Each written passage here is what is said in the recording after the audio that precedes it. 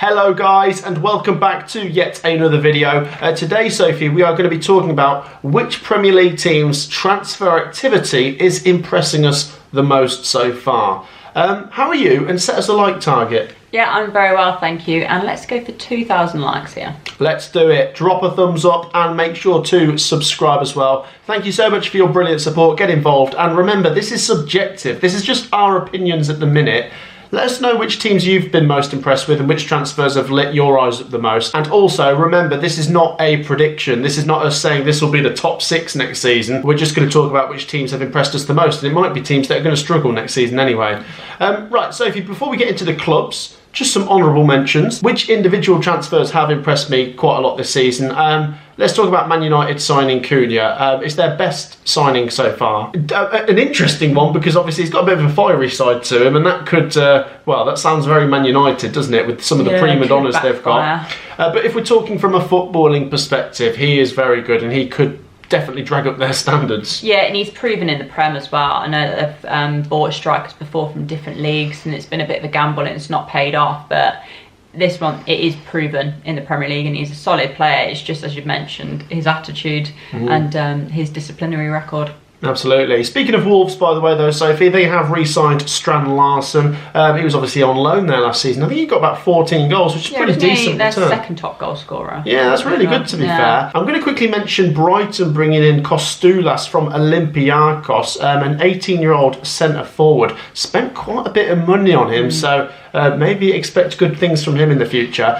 Sophie, Brentford signing Kelleher is really good business. At a time when quite a lot of people are concerned about Brentford because of who they're losing, this is a really good addition. Would it be right for me to say he was the best backup goalie in the Premier League last year? 100%. Any time that Alisson was injured, you thought, okay, Kelleher's coming in, they're in safe hands. Obviously, Flecken was a great goalkeeper for Brentford, so yeah, they needed to bring in another good goalkeeper in order to replace him, and they've done just that with Kelleher. Yeah, I really like him. I think a few clubs were after him. Brentford have managed to get his signature. Obviously, he will face more shots now playing for Brentford, but what I've seen, I've always enjoyed with Kelleher.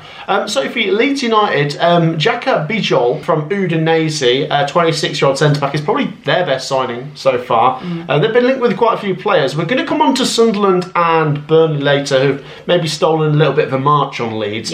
But I will say that Leeds United probably don't need to do as much as Sunderland and Burnley to survive. I mean, obviously they still need to bring in quite a few players, and it is possible Sunderland or Burnley could overtake them in the transfer market in terms of where I might think they finish next season. But Sunderland in particular really do need to improve their squad, whereas Leeds, it's maybe a bit more fine-tuning. Yeah, I'd agree with that as well, but I do want to see a little bit more from Leeds at the moment. It seems a little bit quiet. Yeah, okay. Next up, Sophie, Tottenham bringing in Matthias Tell from Bayern Munich. Was it about 30 million? Yeah, and it's like a try before you buy, and they obviously liked him on loan last season, so they thought, okay, make it permanent. And finally, Sophie, I will just mention West Ham United bringing in Todibo from Nice, about 30 million. They are some of our favourite individual signings so far in the Premier League transfer window. Let's talk about some clubs now, Sophie. And I'm going to start with Arsenal. Arsenal over the weekend, Sophie, signed Zubamendi. Yeah, I mean, that's been going on for a while now, hasn't it? Good business, though. Yes, yeah, solid midfielder. And the reason Arsenal have made it into our top 6 in terms of teams that have impressed us the most in this transfer window is at the time of recording this on Monday morning, the video is going out Tuesday, Victor Gyökeres is so nearly signed for them. If it doesn't happen, then I'm going to be a bit like, oh. But I think it's going to happen. And obviously I'm happy as a Coventry fan because we're going to get a little slice of that cake. But we said they need a striker, and he certainly will make a difference. Yeah, I mean, they brought in Kepa, and I don't know if he's going to be starting or backup, but I think he's a solid goalkeeper. He had a good season last season on loan at Bournemouth. But as you've mentioned, we've been saying how they really need a striker. Anytime we say they need a striker, they sign a midfielder, which they've done with Zubamendi. But this time, I think it's 99% done with Vic at the moment. It's just the minor details, but I think he could do bits for them, to be honest. Give us a prediction for how many goals Victor Gyökeres gets in the Premier League next season. I'm going to say 18. I was literally about to say 18. Really? Yeah, specifically, bang on 18. I don't know why. 20 came to my head and I thought, first season Prem, knock a couple off, 18. Yeah, obviously, this is a massive step up for him because he's played in the Portuguese League and the Championship, but I think he's ready for the task. I mean, look at what he did to Man City in the Champions League. Exactly. People are saying, like, oh, he's not done it in the Premier League.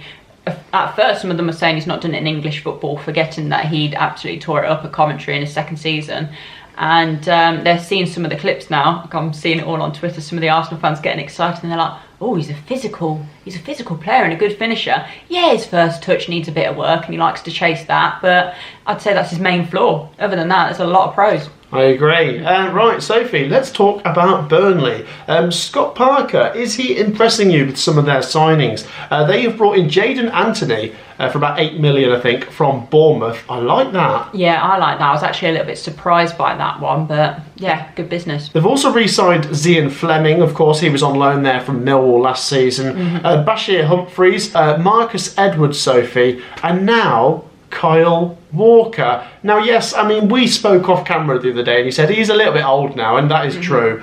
But still, I think most Premier League bottom half teams would take Kyle Walker right now for what he brings. I mean, even for his age, he's still pretty fast. And it's the experience as well, Sophie. Burnley have really got to try and build on that defence.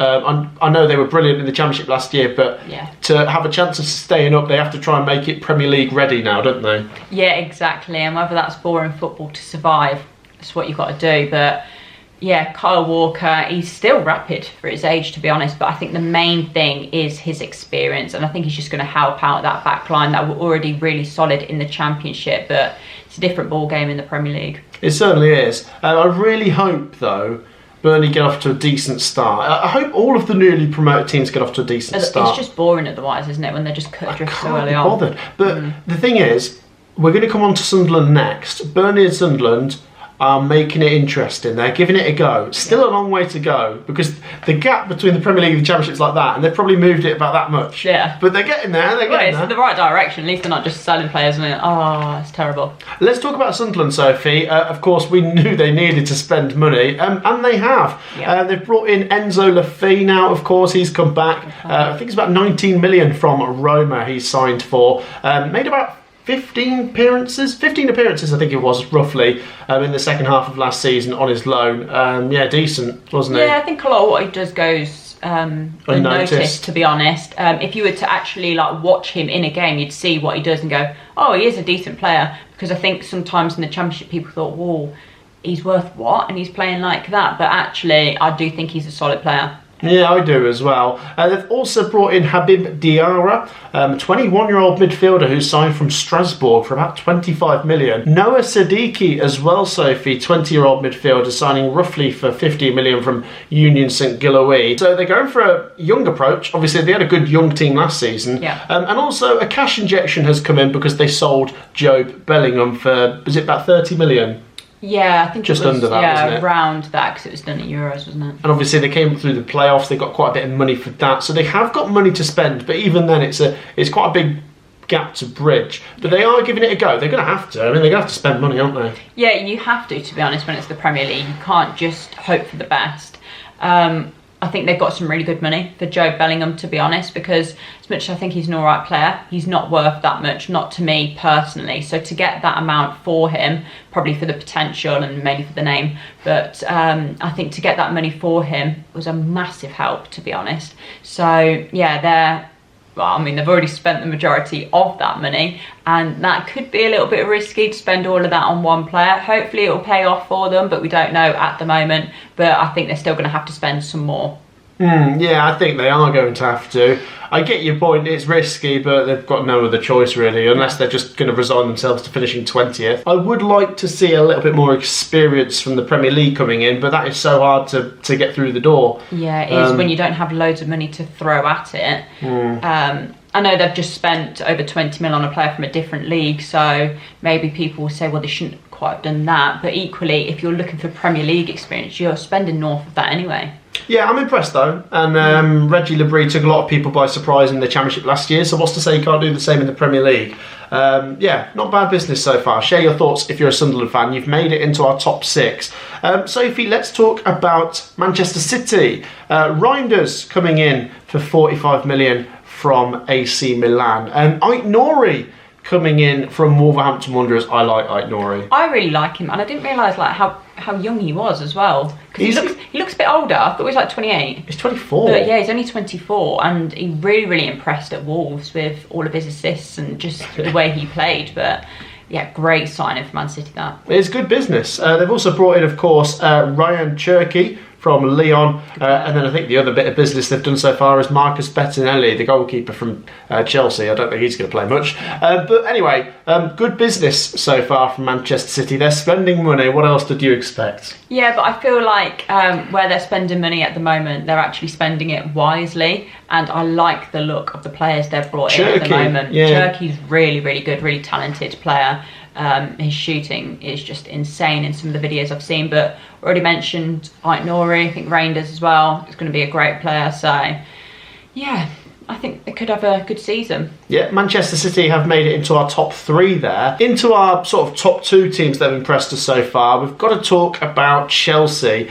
Chelsea have brought in Jamie Gittins from Borussia Dortmund, about 50 million or so. I think it's a bit more than that they've spent on him. He's only 20 years old as well. I was surprised to find out João Pedro, who they've brought in from Brighton, is only 23. Oh, he's another one that looks older. I thought he was about 26. Doesn't it feel like he's been around for ages? He was at Watford. And I think because we've watched him at Watford, then Brighton, it just feels like he's been around. What a surprise, though, anyway, Sophie. Chelsea going after Brighton players.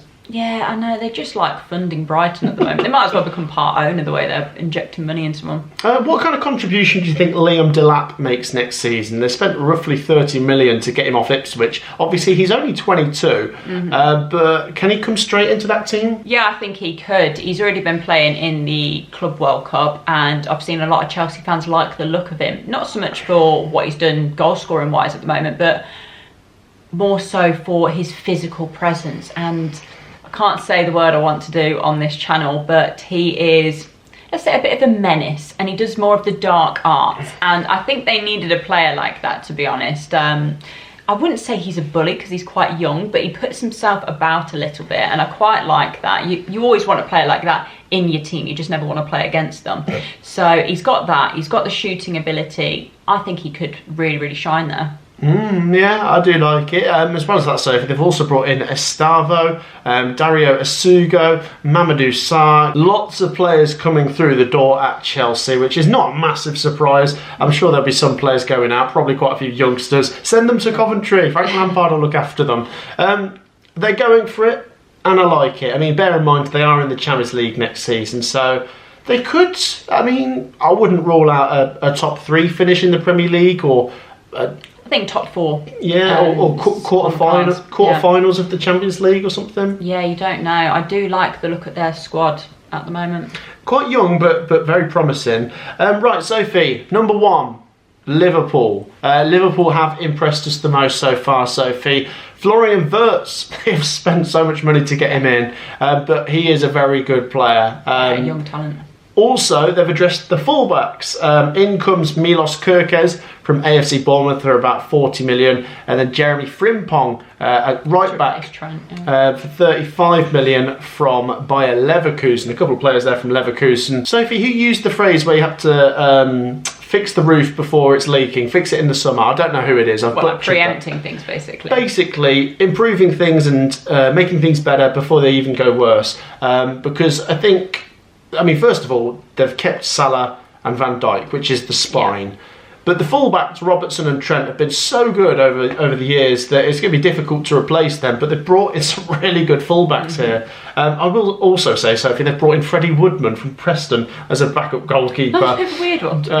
I mean, is it because they need a certain amount of English players, maybe? I think that was it. And let's be honest, he's not really going to play, is he? But yeah. I want to start him over Alisson. Get Freddie Woodman in over Alisson. Right, Sophie, we do need to talk about Diogo Jota. You've not been on the channel since we heard that awful news last week. Absolutely devastating. Even a week later, it hasn't sunk in. It's the sort of news that makes you feel numb. I'm still really devastated for his family and his friends and for everyone connected to Liverpool. That's a loss for Liverpool. Yeah. It really is, because he was such a key player last season. Yeah. The other thing I was going to say, Sophie, is we both think Liverpool are early favourites to win the Premier League next season. What's happened here could make things go in any direction, I guess, because... It could go either way, couldn't it? At the end of the day, and I know some people won't want to hear this, it could have an effect on the players because they're human. Yeah. They're human. They're the same as us. Any normal person, it would have an effect on you. I really hope they can sort of galvanise and group together and do it for him and win the league again, because I think they've got the quality to do that, and it'd be a nice story. But it's a weird position right now. It's almost like at Liverpool, you don't want to talk about the football. You know, life is more important than football, and it's just a weird place to be, isn't it, right now? I know, and I really feel for the players, because as soon as they step in that dressing room, there's going to be constant reminders, and I don't know how you can't let that affect you mentally and then affect your performances. But I do feel like Arne Slot, like reading some of his posts after the passing, I just feel like he's going to be such a good figure to have there to really help the players regroup. And as you've mentioned, do it in honour of Jota now. You've got even more motivation, Jota and his brother Andre. And I think this is really hard for the players coming in, because you've come into a team which are absolutely flying. There's so much positivity. And then no one could predict this happening. So it's very, very difficult. But I do feel like Liverpool players are going to use this as extra motivation, and they're all going to regroup, stick together, and it's just going to help them even more, I think. I tell you what, obviously the first game of the Premier League next season is Liverpool versus AFC Bournemouth on the Friday night. I expect a very, very passionate atmosphere and a very good tribute to Diogo Jota. I think it's going to be a very, very special occasion. Right, a bit of a sombre way to end the video, but we do think so far Liverpool have impressed us the most with their transfer business, and we do wish them all the best, and once again commiserations, and our thoughts are with everyone connected there. Sophie, that wraps up the video. I mean, we've got 4 of the so-called big 6 clubs in there, and then we've also got Sunderland and Burnley making up the 6 teams that have impressed us the most. And maybe we'll come back and revisit this before the season starts. Make sure to drop a like on this video, subscribe as well if you haven't already. Thank you so much for joining me, Sophie. Thank you. And we will see you all in the next one. Take care, everyone. Peace out.